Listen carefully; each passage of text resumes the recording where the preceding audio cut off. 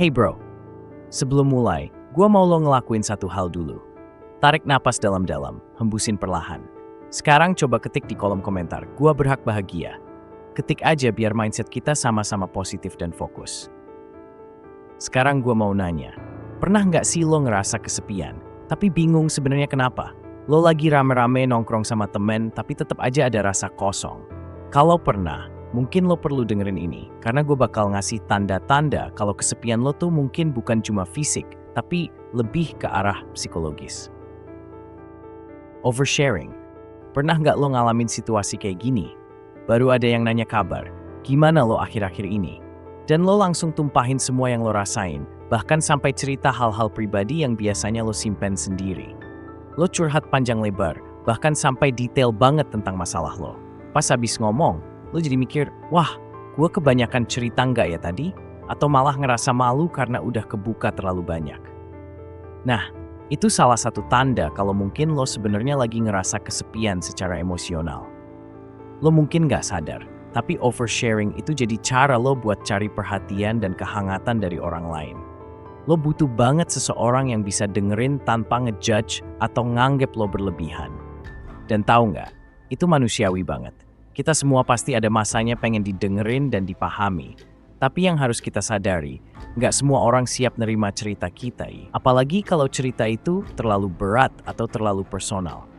Kadang, oversharing malah bikin lo ngerasa makin nggak nyaman. Karena lo takut orang lain ngejudge atau salah paham. Dan ujung-ujungnya, malah bikin lo makin ngerasa nggak connect sama orang-orang di sekitar. Mungkin lo perlu nanya ke diri lo sendiri. Kenapa gue sampai pengen cerita banyak? Apa yang gue cari dari mereka? Dan mungkin jawabannya adalah, lo lagi butuh keintiman emosional, rasa connected, sama orang lain yang lebih dalam, yang gak cuma permukaan doang. So, kalau lo ngerasa relate sama tanda ini, coba pelan-pelan untuk mulai kenalin batas diri. Cari 1 atau 2 orang yang benar-benar lo percaya buat dengerin cerita lo. Atau bahkan tulis dulu apa yang lo rasain, biar lebih terkontrol. Percaya deh, lo gak sendirian ngerasain ini.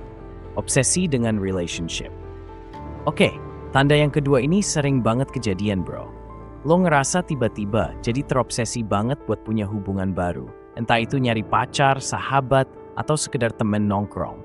Lo kayak ngerasa harus banget ada seseorang di samping lo, biar ada yang bisa nemenin dan dengerin lo kapanpun.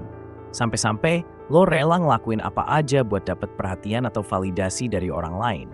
Lo mungkin jadi ngechat semua orang di kontak, selalu berusaha cari topik ngobrol sama orang baru, atau nge-scroll media sosial berjam-jam buat nyari temen ngobrol. Gila-gilaan kan? Padahal kalau dipikir-pikir, bisa jadi bukan karena lo beneran tertarik sama orangnya, tapi karena lo lagi nyari cara buat ngisi kekosongan di dalam diri. Ini sering banget terjadi kalau lo lagi ngerasa hampa atau kosong. Jadi bukannya fokus nyelesain apa yang sebenarnya kurang di dalam diri lo malah nyari dari luar, berharap ada orang lain yang bisa ngisi kekosongan itu. Tapi sayangnya, obsesi ini malah bisa bikin lo makin terjebak, karena hubungan yang lo cari jadi terasa kosong juga. Lo cenderung terlalu cepat attach, atau bahkan jadi desperate buat disukai, padahal hubungan yang benar-benar sehat butuh waktu bro. Yang perlu lo tanya ke diri sendiri adalah, apa yang sebenarnya lo harapin dari relationship ini? Apakah karena lo benar-benar siap dan ingin berbagi cerita sama orang lain, atau cuma karena lo takut kesepian? Jawabannya mungkin bakal bikin lo mikir ulang. Lo sebenarnya bukan butuh orang lain, tapi butuh berdamai sama diri sendiri. Mungkin ada baiknya sebelum lo sibuk nyari orang lain, lo coba kenali diri dulu lebih dalam. Apa yang bikin lo ngerasa kosong? Dan cari cara buat isi itu dengan hal-hal positif yang bisa lo lakuin sendiri. Karena pada akhirnya, hubungan yang baik itu bukan buat ngisi kekosongan, tapi buat saling berbagi dari tempat yang utuh. Terlalu membantu orang. Nah, yang satu ini rada tricky bro. Pernah nggak lo merasa kayak lo tuh suka banget bantuin orang? Bahkan kadang berlebihan. Padahal sebenarnya nggak ada yang minta. Misalnya, lo bantuin temen yang lagi kesusahan. Tapi bukan karena lo ikhlas, malah karena lo ngerasa harus bantu supaya lo dihargain atau diperhatiin. Lo juga bisa jadi ngerasa takut kalau nggak bantu, orang-orang malah ninggalin lo atau ngerasa lo nggak berguna.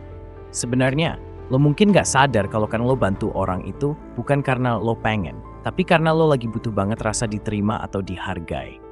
lo jadi takut kalau lo nggak bantu. Orang lain bakal nganggap lo nggak peduli atau malah ninggalin lo.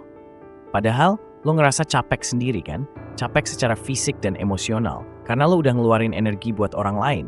Tapi lo malah nggak bisa nge-charge diri lo sendiri.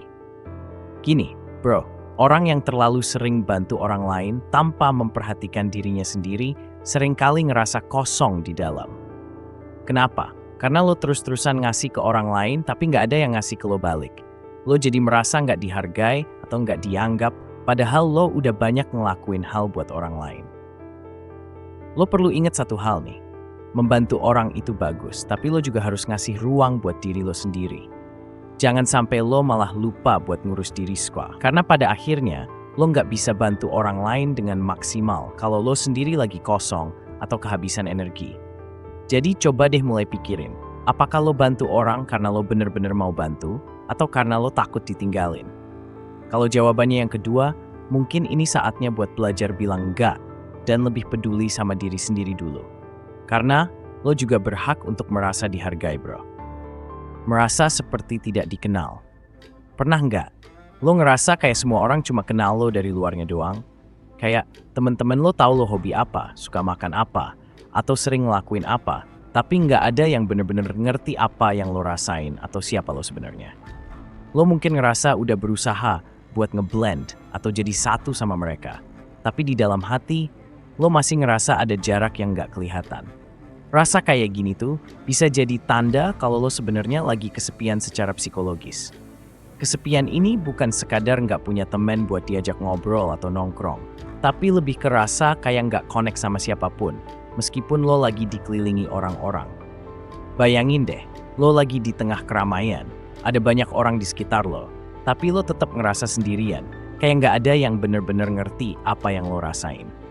Mungkin lo ngerasa nggak ada yang bisa lo percaya untuk jadi tempat lo terbuka, atau lo takut kalau mereka bakal ngejudge lo kalau lo cerita lebih dalam. Jadi akhirnya lo simpen sendiri dan terus ngejaga jarak tanpa sadar. Lo bikin image yang aman buat dilihat orang, tapi di dalam hati lo masih ngerasa sepi. Yang kayak gini kadang bikin lo merasa asing di antara teman-teman sendiri. Dan itu nggak mudah, bro. Manusia pada dasarnya butuh connection yang lebih dalam. Butuh ada yang bisa ngerti kita lebih dari sekedar halo-halo biasa. Lo mungkin perlu nemuin 1 atau 2 orang yang bisa jadi tempat lo bener-bener terbuka. Atau minimal lo bisa pelan-pelan coba lebih jujur sama diri sendiri. Nggak apa-apa kok, kalau lo butuh waktu buat nemuin orang-orang yang bisa bener-bener ngerti lo. Jangan buru-buru nge-push diri buat cocok sama semua orang. Kadang, connection itu butuh waktu dan keberanian buat terbuka. Dan lo juga nggak perlu merasa gagal kalau lo belum nemuin orang-orang itu sekarang. Seringkali justru saat lo mulai jujur sama diri sendiri, orang-orang yang tepat bakal datang sendiri dalam hidup lo. Mengutamakan orang lain. Yang terakhir ini bro, kadang nggak disadari tapi cukup sering terjadi. Lo ngerasa kayak nggak pernah bisa bilang enggak ke orang lain. Begitu ada yang minta bantuan atau ngajak ngelakuin sesuatu, lo langsung setuju. Bahkan ketika lo sendiri lagi nggak punya waktu atau tenaga. Akhirnya, lo terus-terusan ngorbanin kebutuhan dan perasaan lo sendiri buat ngeduluin orang lain. Pernah nggak sih lo ngalami yang kayak gini? Yang lebih parah, karena kebiasaan ini, lo jadi terbiasa nganggap kebutuhan diri sendiri itu nomor 2. Lo pikir, yang penting orang lain happy duluan, baru lo bisa mikirin diri sendiri. Tapi masalahnya, seiring waktu, lo malah makin ngerasa capek, jenuh, atau bahkan nggak dihargai, karena nggak ada yang ngeliat apa yang lo butuhin. Banyak orang kayak kita bro, suka takut buat ngecewain orang lain. Takut dianggap egois kalau berani bilang nggak. Lo ngerasa kayak tanggung jawab buat selalu ada dan bikin orang lain seneng, padahal lo juga butuh waktu buat diri sendiri. Dan tanpa sadar, ini justru bikin lo makin merasa sendirian, karena kebutuhan lo sendiri jadi jarang banget diperhatiin. Padahal bro, menghargai diri sendiri dan belajar bilang enggak itu bukan egois. Justru ini cara buat menjaga diri lo tetap sehat secara fisik maupun mental. Lo perlu nginget bahwa lo juga berhak buat diprioritasin, termasuk sama diri lo sendiri. So mulai sekarang, coba deh latih pelan-pelan buat lebih jujur sama diri sendiri. Kalau lo nggak siap atau emang nggak bisa bantu, nggak apa-apa banget buat bilang enggak atau nanti dulu ya. Kasih diri lo ruang buat istirahat dan nyimpen energi buat hal-hal yang memang penting buat lo sendiri.